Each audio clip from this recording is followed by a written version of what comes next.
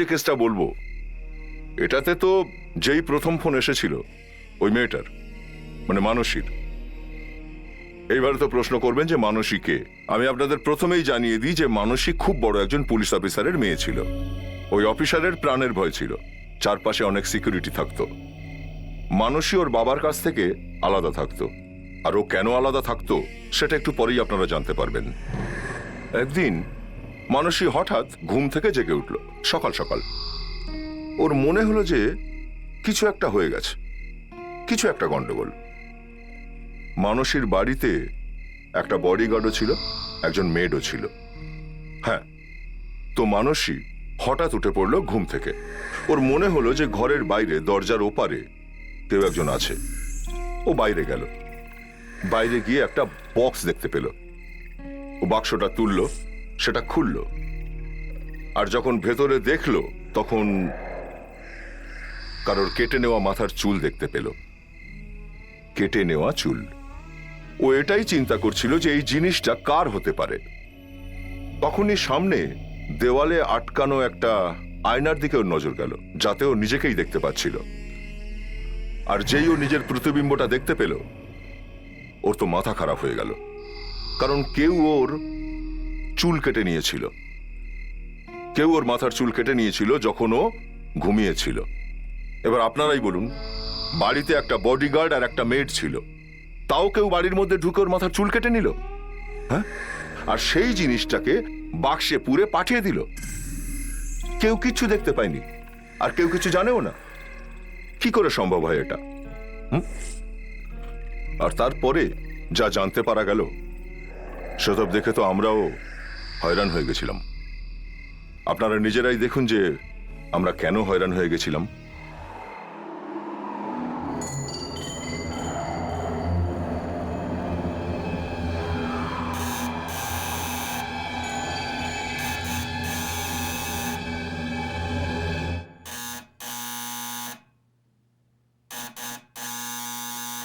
রজনী, দরজাটা একটু খোল না।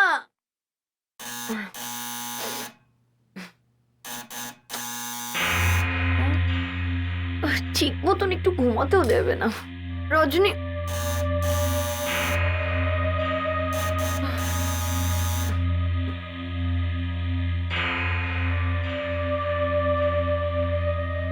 জানি না কোথায় চলে যায় দুজনে। সাত সকালে কে যে এলো কে জানে।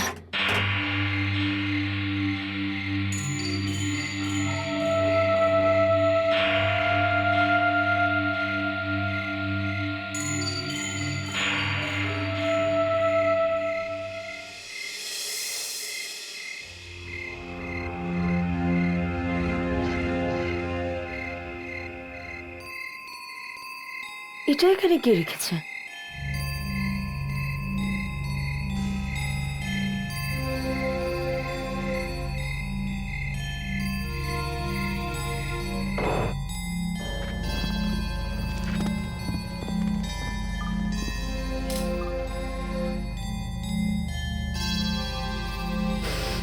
গন্ধটা তো দারুণ। ভেতরে কি আছে দেখতে হবে।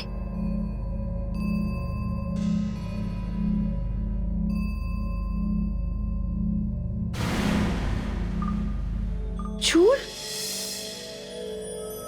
এটা কি ধরনের গিফট?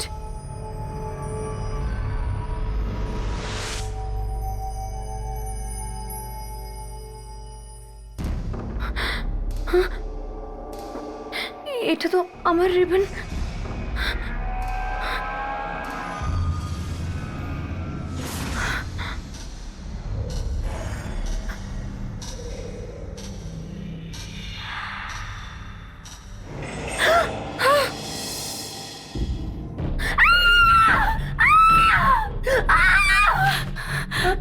কি হয়েছে দিদিমণি? কি হয়েছে ম্যাডাম? আপনি ঠিক আছেন তো? দিদিমণি, রজনী, তোর মনে আছে রাতে শোয়ার আগে আমি এই রিবনটা দিয়ে চুল বেঁধেছিলাম?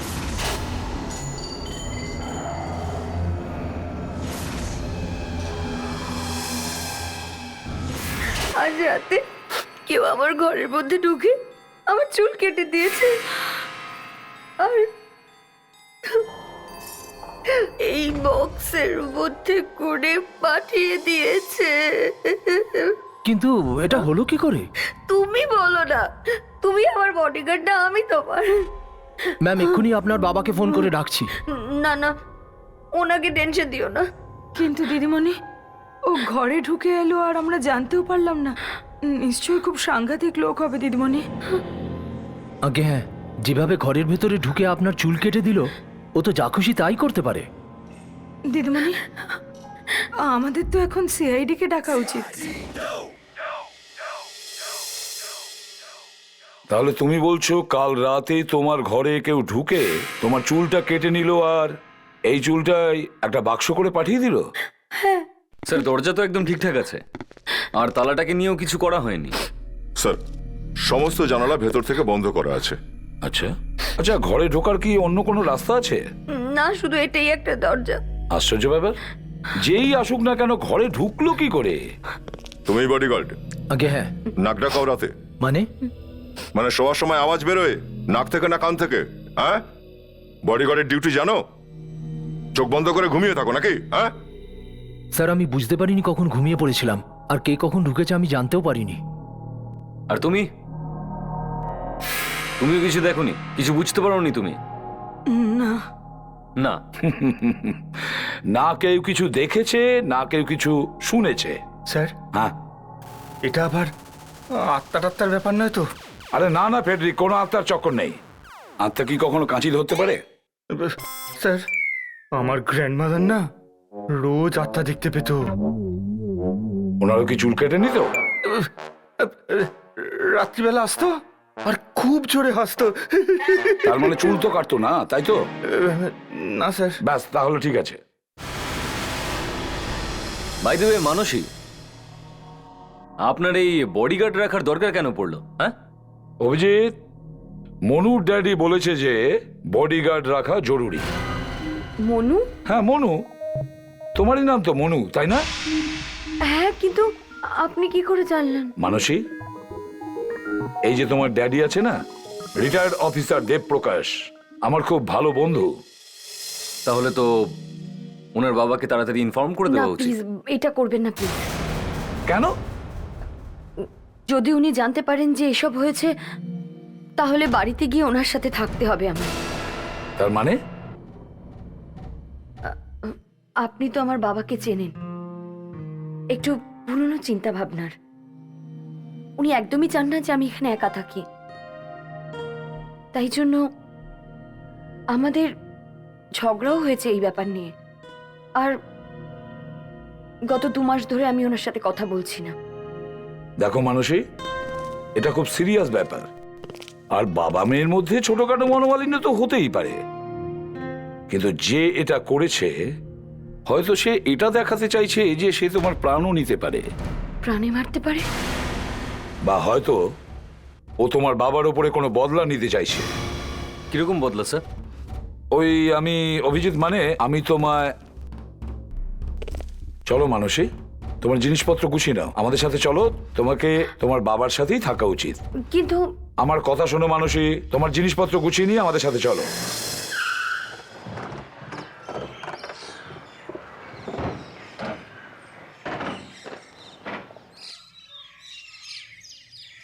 Good morning sir. মর্নিং। দেববাবু ভেতরে আছে? হ্যাঁ স্যার, উনি ভেতরে আছেন, Okay, আসুন। ওকে, আপনারা দাঁড়ান। ঠিক আছে, ওনাদের আসতে দাও। Okay sir. চিনতে পারছো না মনে হচ্ছে। আরে প্রদ্যুমান, তুমি হঠাৎ এখানে? হ্যাঁ দেব, ওই কথাটা এমনই যে না বলে আসতে হলো। কিন্তু কথাটা কি? বাবা, আই এম সরি বাবা, আমাকে ক্ষমা করে দাও প্লিজ। আমি অনেক ভুল করে ফেলেছি বাবা, প্লিজ আমাকে ক্ষমা করে দাও।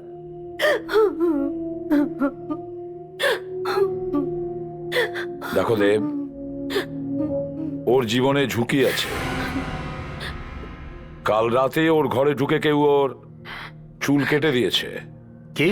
ঠিকই বলছি। আমি তোমার সাথে একটু আলাদা কথা বলতে চাই। ঠিক আছে, গার্ডস আপনারা বাইরে যান। হ্যাঁ বলো। দেব,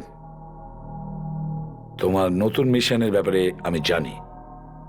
হ্যাঁ, আমি ওই 1 সপ্তাহ আগেই। হ্যাঁ, আমার যেটা মনে হয় মানুষের সঙ্গে যা কিছু ঘটছে সেটা হয়তো তোমার নতুন ডিউটির জন্যই হয়েছে। এই জন্য চাইছি যে মানুষই আজ থেকে তোমার সাথে থাকলেই ভালো হয়।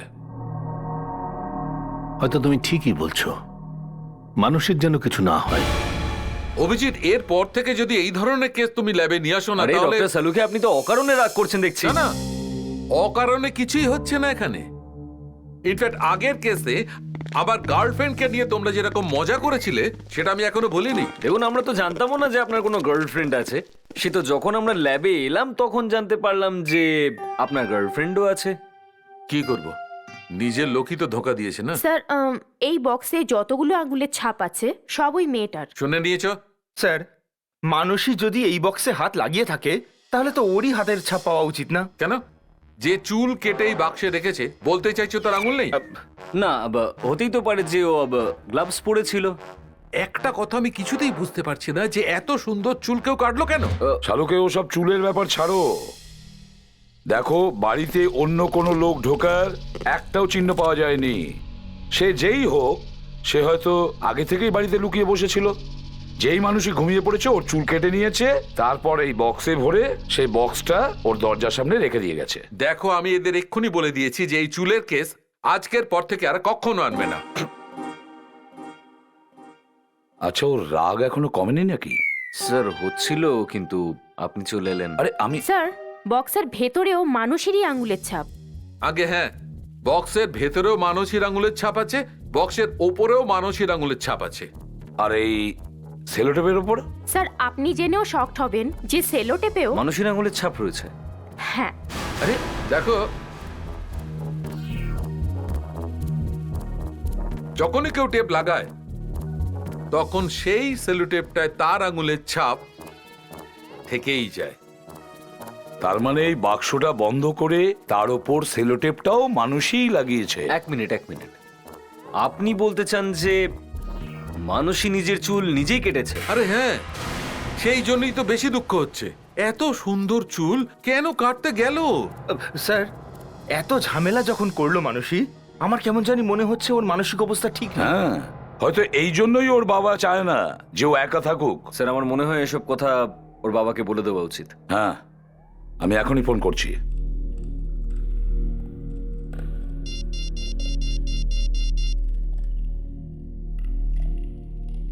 হ্যাঁ দেব, কেমন আছো? এসিবি প্রদ্যুমান বলছি। আচ্ছা শোনো, একটা জরুরি কথা আছে তোমার সঙ্গে, দেখা করতে পারি? Okay, thanks.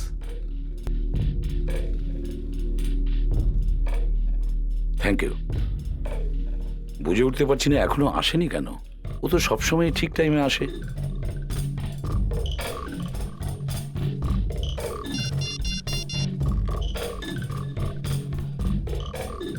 ফোন ওঠাও বন্ধু, ফোন ওঠাও।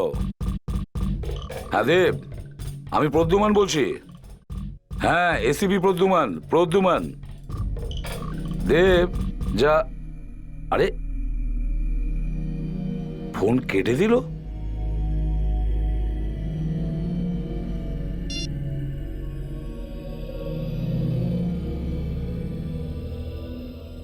ফোন ধরছে না কেন? কোনো গোলমাল হয়নি তো? হ্যাঁ অভিজিৎ,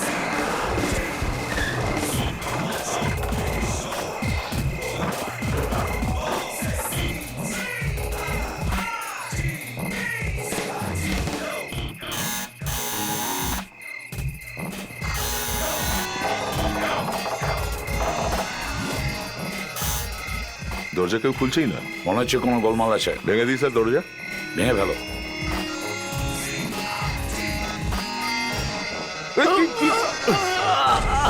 আরে ভেতরেই ছিলে তো, দরজা খুলছিলে না কেন? স্যার আমি তো আসছিলাম স্যার। এই দেবপ্রকাশ বাবু আর মানসী কোথায়? ওনারা তো চলে গেছেন স্যার একটু আগেই। কোথায় গিয়েছে? স্যার ওনারা খন্ডালা গেছেন। ওরা কেন গেলেন জানো? সেটা তো জানি না স্যার। আরে ও হঠাৎ কেন চলে গেল কিছু তো তোমায় বলে গেছে। স্যার একটা ফোন এসেছিল, উনি ফোনে কথা বললেন, জিনিসপত্র গোছালেন আর বেরিয়ে গেলেন। আরে কিছু তো বলেছিলেন যে খান্ডালাতে কোথায় যাচ্ছেন, কোনো ঠিকানা তো বলেছেন। হ্যাঁ স্যার, উনি একটা ঠিকানা দিয়েছিলেন আর বলেছিলেন এসিপি সাহেব যদি আসেন তো ওনাকে এটা দিয়ে দিতে। মনশান্তি রিসর্ট, রন্ধারি রোড, খান্ডালা। অভিজিৎ, ওই ঠিকানা ধরে খান্ডালায় গিয়ে দেখো দেখো ওরা ওখানে কেন গিয়েছে। উনি আমাদের এই খান্ডালার অ্যাড্রেস তো দিয়েছেন, কিন্তু উনি ফোনটা ধরছেন না কেন? অদ্ভুত ব্যাপার, একটাও লোক পাচ্ছি না যে এই নামটা শুনেছে, এই অ্যাড্রেসটাও জানে না। স্যার এমন মনে হচ্ছে যেন আমরা ইন্ডিয়া নয় আমেরিকায় গিয়ে কোনো ঠিকানা খুঁজছি। ফ্রেডি, হাসির কোনো কথা হচ্ছে না। ওই বডিগার্ডটা এই অ্যাড্রেসে দিয়েছিল না নাকি? ও, ইয়া, এই রোডটাই তো বলেছিল। আরে এক মিনিট, পোস্টম্যান। আরে ও, হ্যালো, এক মিনিট। হ্যাঁ দাদা বলুন। এই মনশান্তি রিসর্ট, রন্ধারি রোডটা কোথায়? এরকম কোনো জায়গাই নেই এখানে। এটা কি করে সম্ভব? এই অ্যাড্রেসটাই নেই? না, এই নাম তো আমি প্রথমবার শুনলাম। আমি গত 20 বছর ধরে এখানে চাকরি করছি। 20 বছর ধরে এখানে? আরে 20 বছরে তো একটা মানুষের গলির কুকুরগুলোর নামও মুখস্থ হয়ে যায়, বুঝেছো? স্যার আমার মনে পড়েছে, হ্যাঁ। বলবো? বলো। এই এলাকায় 3টে কুকুর থাকে, মোটি, রোটি আর গোটি। আর হ্যাঁ, গোটি কালো রঙের, আর ও সবসময় মোটা মাথাদের কামড়ায়। স্যার আমি গিয়ে একটু গাড়িতে বসছি। হ্যাঁ ঠিক আছে। আর কিছু? না থ্যাংক ইউ, তুমি যাও। না থ্যাংক ইউ। বডিগার্ডটা আমাদেরকে মিথ্যে কেন বললো?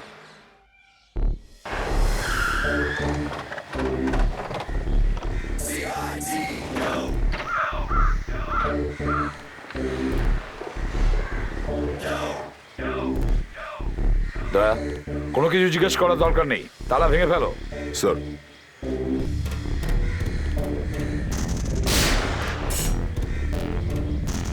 বিবেক, তালাটা সাবধানে রাখো। হতে পারে এই তালায় কারো আঙ্গুলের ছাপ আছে।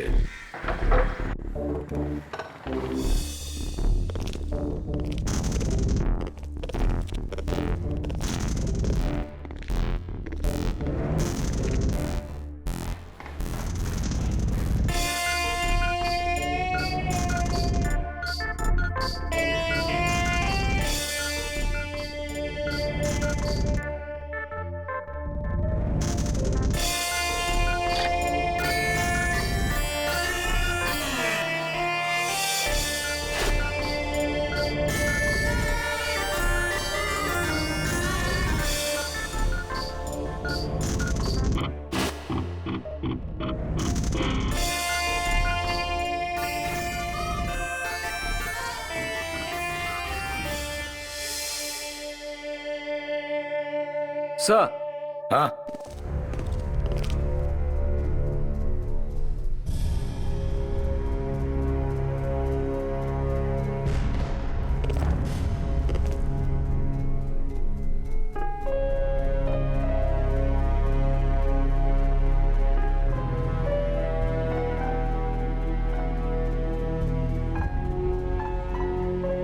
এটা তো ওনার ফোন মনে হচ্ছে।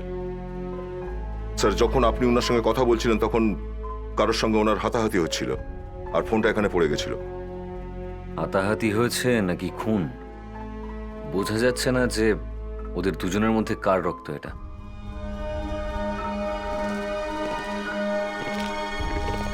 স্যার, জুতোর ছাপ।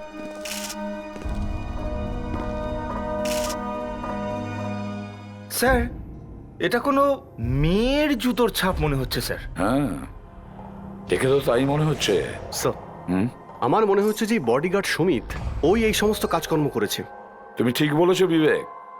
ও আমাদেরকে সরানোর জন্য খান্ডালার গল্প শুনিয়েছে, আর যখন তোমরা খান্ডালায় গিয়ে ঠিকানাটা খুঁজছিলে ও তখন ওর কাজ সেরে ফেলেছে। স্যার, হতে পারে বাইরে যাওয়ার সময় দরজাতে তালাও ওই লাগিয়েছে। হুম, তাহলে হতেই পারে আমরা তালায় ওর আঙুলের ছাপ পেয়ে যাব। আচ্ছা, তালার উপরে কোনো আঙ্গুলের ছাপ পাওয়া গেছে? হ্যাঁ স্যার, একটা ছাপ তো পেয়েছি। এটা নিশ্চয়ই ওই বডিগার্ড সুমিতেরই হবে। না না অভিজিৎ, এই আঙুলের ছাপটা ওই বডিগার্ডের নয়। তাহলে কি হয়েছে? চমকে দেওয়ার মতন কোনো খবর?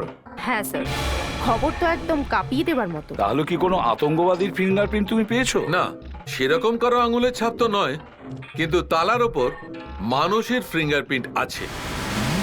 কি?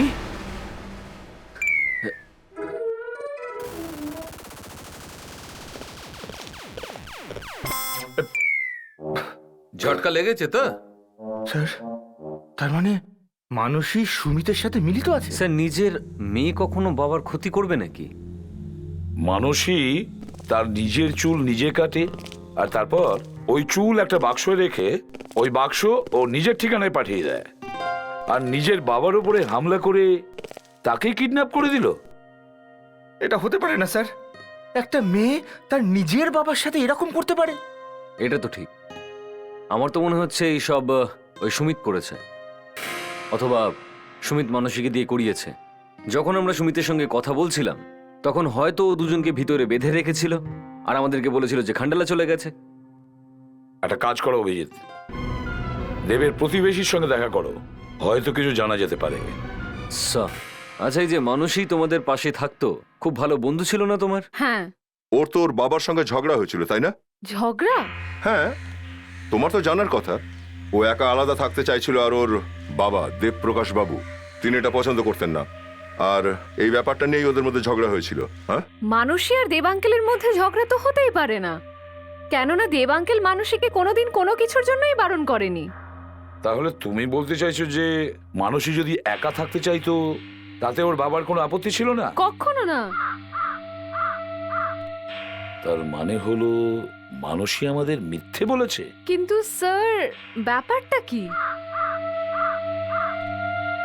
দেখো, কথাটা হলো দেব আর মানসী দুজনকে কেউ কিডন্যাপ করেছে। কিডন্যাপ? কিন্তু এটা হলো কি করে? কদিন আগেই কেউ মানুষের বেডরুমে ঢোকে আর ওর চুলটা কেটে দেয়, আর তারপর সেই চুলটাই ওরা ফেরত দিয়ে দেয় একটা বক্সে ভর্তি করে। কি? আগে হ্যাঁ, খুব লম্বা চুল ছিল ওর। কিন্তু ওর চুল তো এত লম্বা ছিল না। দা স্যার, একটু ফটোটা দেখাও তো। এই মানুষই তো। না, এ মানুষই না। কি? এ মানুষই নয়? না, আপনারা 1 মিনিট দাঁড়ান। এই যদি মানুষই না হয় তো আসল মানুষই কে? এইটা হলো মানসী।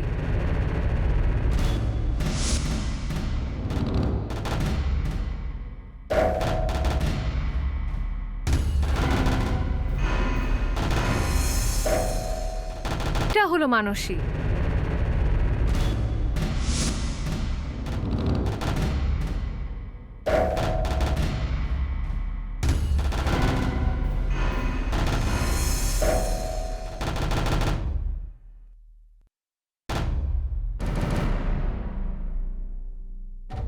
তার মানে হলো ওই মেয়েটা আসল মানুষই নয়, নকল মানুষই। স্যার, আপনি মেয়েটার সাহস ভাবুন, আমাদের সামনে নকল মানুষই সেজে ঘুরে বেড়াচ্ছে। ওই চুল কেটে নেওয়া, ওই হুমকির ব্যাপারে বলা, এই গোটা নাটকটাই একটা ভেবেচিন্তে করা প্ল্যান স্যার। খুব ভালো করে ভেবেচিন্তে তৈরি করা নাটক এটা। হ্যাঁ, এসব দেবের কাছে পৌঁছানোর জন্য। ও জানতো যে বিপদ বুঝলে আমরা ওকে দেবের কাছে পৌঁছে দেবো। দেবপ্রকাশ বাবুর বাড়ির বাইরে সিকিউরিটি থাকে, ও এটা জানতো যে সিকিউরিটির মাঝখান দিয়ে গলেও দেবপ্রকাশ বাবুর কাছে পৌঁছাতে পারবে না। অভিজিৎ, আমাদের জন্য দেব আজ বিপদে পড়েছে। ছি। এখন প্রশ্নটা হচ্ছে স্যার, যে আসল মানুষই এই মুহূর্তে কোথায় আছে? দয়া, ওই দুটো মানুষকেই আমাদের খুঁজে বের করতে হবে, আসলকেও আর নকলকেও। আমি সত্যি বলছি সাহেব, আমি ওনার আসল নাম জানি না, আমি তো মানুষই জানি। এই বাড়িতে কতদিন ধরে কাজ করছো? 2 মাস ধরে। আচ্ছা, ওকে কখনো কোনো অন্য মানুষের কথা বলতে শুনেছো নাকি? না। আর ওই বডিগার্ড সুমিত, ওরা দুজনে নিজেদের মধ্যে কথা বলতো? আমার সামনে তো বলতো না। ভালোই অ্যাক্টিং করেছে দেখছি দুজনে। দয়া স্যার, এখানে কে কে ফোন করেছিল কিছু জানা গেছে? জানা গেছে স্যার, গত 2 মাসের মধ্যে না একটা ফোন রিসিভ হয়েছে না কেউ করেছে। একটাও ফোন আসেনি? সাহেব, দিদিমণি ওনার মোবাইল থেকেই কথা বলতেন। ওর মোবাইল নাম্বারটা কি জানো তুমি? আমি জানি না। আচ্ছা, তোমার মেম সাহেব বাইরের কারোর সঙ্গে তো দেখা করতো? হ্যাঁ, বাড়ির বাইরে কখন কখন যেত? বৃহস্পতিবার করে বাইরে যেতেন, প্রত্যেক বৃহস্পতিবার। প্রতি বৃহস্পতিবার? কোথায়? আরে কিছু তো জানবে, কোথায় যেত? না সেটা তো জানি না, কিন্তু 4:30টার সময় যেতেন আর 6:30টার মধ্যে ফিরে আসতেন। বৃহস্পতিবার 2 ঘন্টার জন্য স্যার, 4:30 থেকে 6:30 অবধি। কিন্তু এই মানুষের কাছে তো নিজের কোনো গাড়িই ছিল না, তাহলে হয়তো কোনো ট্যাক্সিতে বা অটোতে যাতায়াত করতো। স্যার এই পাশেই একটা অটো স্ট্যান্ড আছে, বোধহয় মানুষই ওখান থেকেই অটো ধরতো। এই ফটোটাকে একটু মন দিয়ে দেখো। এই মেয়েটাকে তোমরা কেউ চেনো? এই মেয়েটা সম্ভবত প্রত্যেকটা বৃহস্পতিবার এখান থেকে অটো ধরে। হ্যাঁ স্যার, গত সপ্তাহে ও আমার গাড়িতে গিয়েছিল। কোথায় নামিয়েছিল ওকে? কনিকাপুরি রোড, রাস্তাতেই নেমে গেল। মাঝ রাস্তায় নেমে গেছে? হ্যাঁ স্যার, আর হেঁটে হেঁটে যেতে লাগলো। আমি মেয়েটাকে বললাম চলো ছেড়ে দিচ্ছি, তো উল্টে আমাকে বললো তুমি যাও নিজের কাজ করো। যতক্ষণ আমি ওখান থেকে না গেছি ওখানেই দাঁড়িয়ে ছিল এক জায়গায়। ঠিক আছে, ঠিক আছে, তার মানে ও এটা চাইতোই না যে কেউ এটা জানতে পারে যে ও কোথায় যাচ্ছে। অভিজিৎ, কনিকাপুরি রোডে তো কোনো বাজার টাজার নেই। হ্যাঁ, ওখানে শুধু কয়েকটা নতুন ফ্ল্যাট তৈরি হচ্ছে, ওখানে যায়নি তো। অভিজিৎ, কনিকাপুরি রোডে আরো একটা কি জিনিস আছে জানো তুমি? জেল? ওখানে তো জেল আছে দয়া। হ্যাঁ, জেল আছে। আর ওখানে প্রতি বৃহস্পতিবার 5টা থেকে 6টার মধ্যে কয়েদিদের সঙ্গে দেখা করতে দেওয়া হয়। হ্যাঁ, তার মানে এই মানুষই, এই নকল মানুষই ওখানে কোনো কয়েদির সঙ্গে দেখা করতে যেত প্রত্যেক বৃহস্পতিবার। এটা তো জিতুর বোন, প্রত্যেক বৃহস্পতিবার দেখা করতে আসে।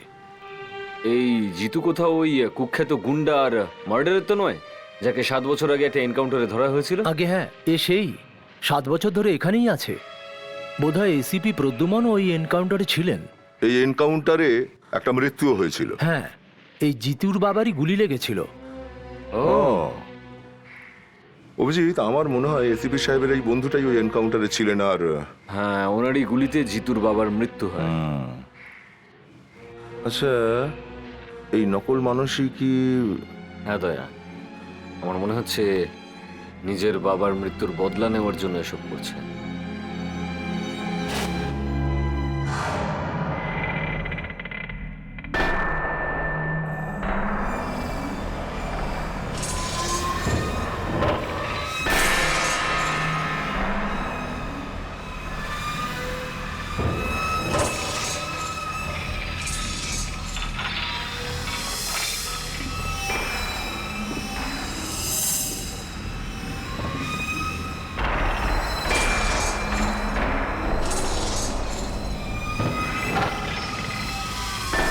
একে 24 ঘন্টা পাহারা দিতে হবে। 8 বার জেল ভেঙে পালিয়েছে। 8 বার? হ্যাঁ, এ একজন সিরিয়াল কিলার। খুন করে মজা পেয়ে থাকে, কিন্তু এখনো ওর ফাঁসির অর্ডার আসেনি।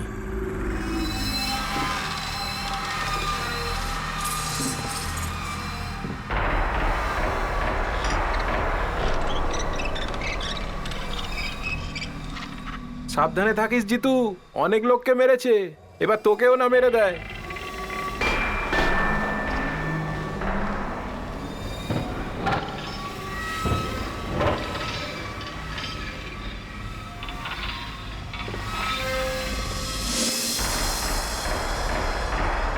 Hello, hello, hello. হ্যাঁ হ্যাঁ হ্যাঁ হ্যাঁ, এবার ঠিক আছে, এবার ঠিক আছে।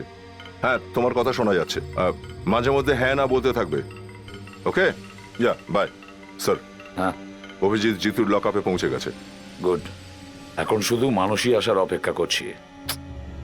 স্যার, আমি একটা কথা ভাবছিলাম স্যার। ফেডরিক, যদি কোনো ভালো কথা হয় তাহলে বলো, আর না হলে ভাবতে থাকো। বলো বলো বলো, পেটে থাকলে পেট ব্যথা করবে, বলো।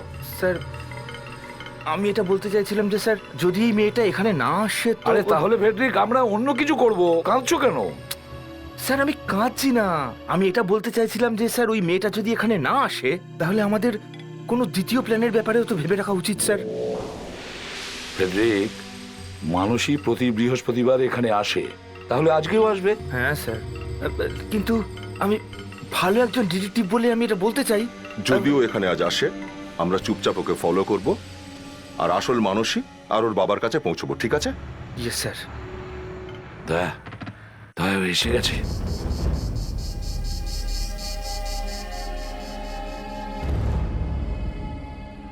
অভিজিৎ, রেডি থেকো, মানুষ এসে গেছে।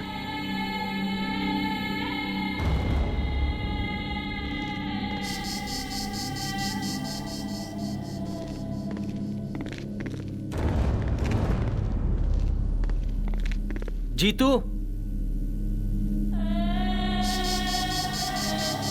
দাদা,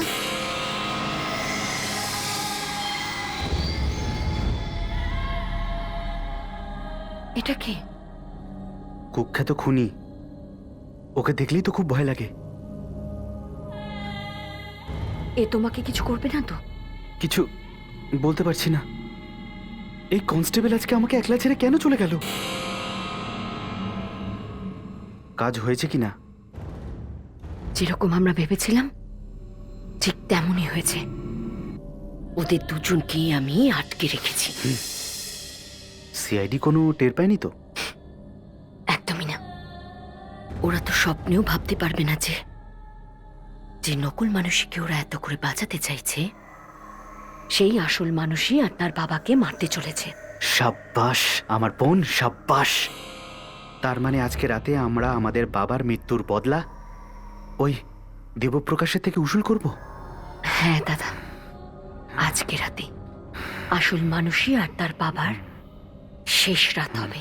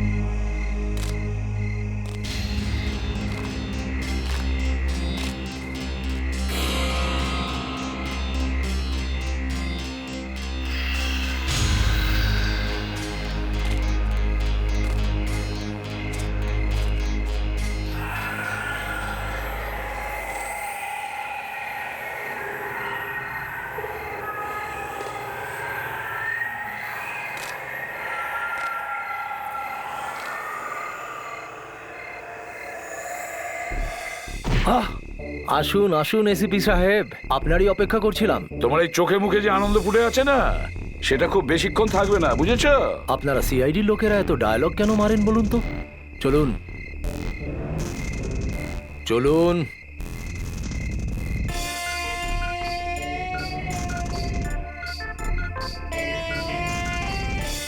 আরে চলুন চলুন।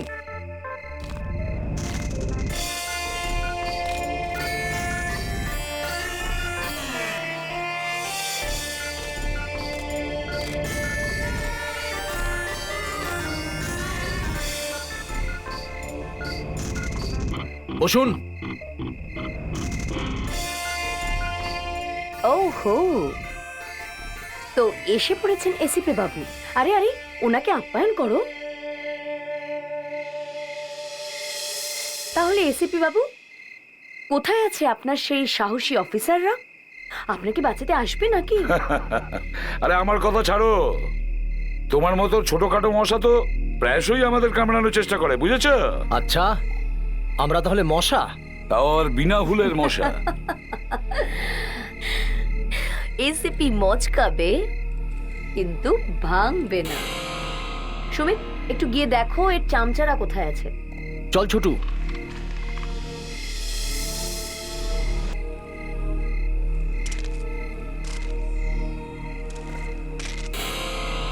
ছোটু, খেয়াল রাখিস সিআইডি লোকেরা যে কোনো দিক থেকে আসতে পারে। যে কোনো দিক থেকে আসতে পারে? হ্যাঁ, যে কোনো দিক থেকে।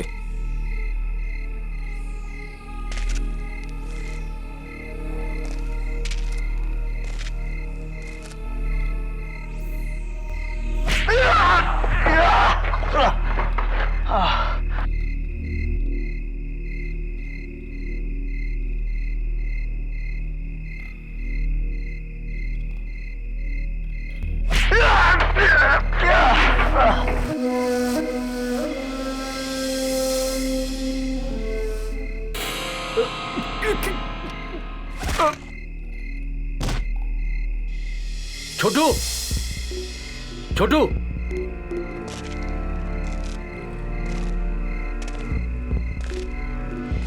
ছোটু, তুমি বলেছিলে না সিআইডিরা যে কোনো দিক থেকে আসতে পারে, নাও এসে গেছি। শুনলে? এই আওয়াজ শুনলে? এটা হলো সিআইডির আসার আওয়াজ। এখন কোথায় পালাবে? হ্যাঁ, তোমরা যাও যাও, তাড়াতাড়ি গিয়ে দেখো, যাও।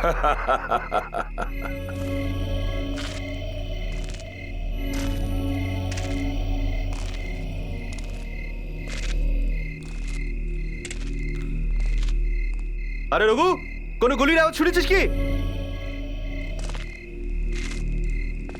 আরে রঘু,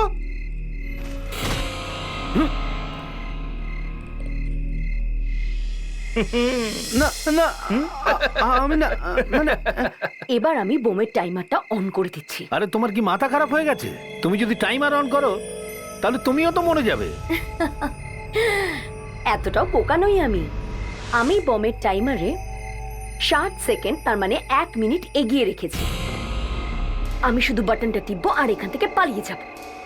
আর তারপর ঠিক 60 সেকেন্ড পরে ডাম, বোম ফাটবে আর সব শেষ হয়ে যাবে, প্রতিশোধ পূর্ণ হবে। দেখো, বোকামি করো না।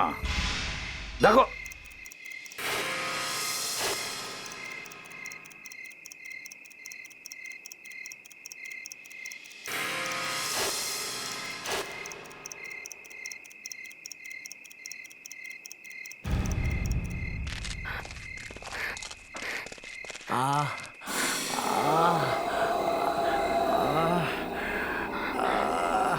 সুমিত, সুমিত, তুমি ঠিক আছো? কি হয়েছে তোমার? আমি কে? আরে গাধা, চল ওঠ এখান থেকে। এই গাধা কি জিনিস? মানসী, ওকে বলো গাধা কি জিনিস।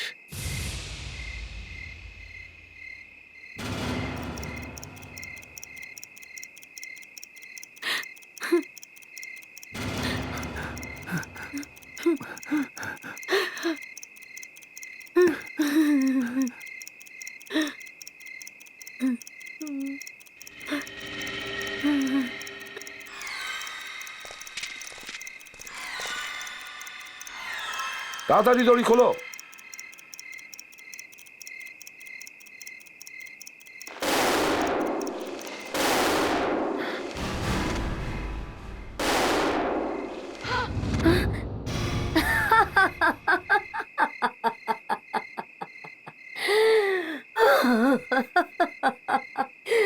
কি বোঝা গেল গাধা কিরকম হয়? গেল তো সবাই উপরে চলে। কে আমায় ওপরে পাঠাবে? হ্যাঁ, আমাকে পাঠানো অত সোজা নয়, যেতে তো তোমাকে হবে। কি নকল মানসী? হ্যাঁ,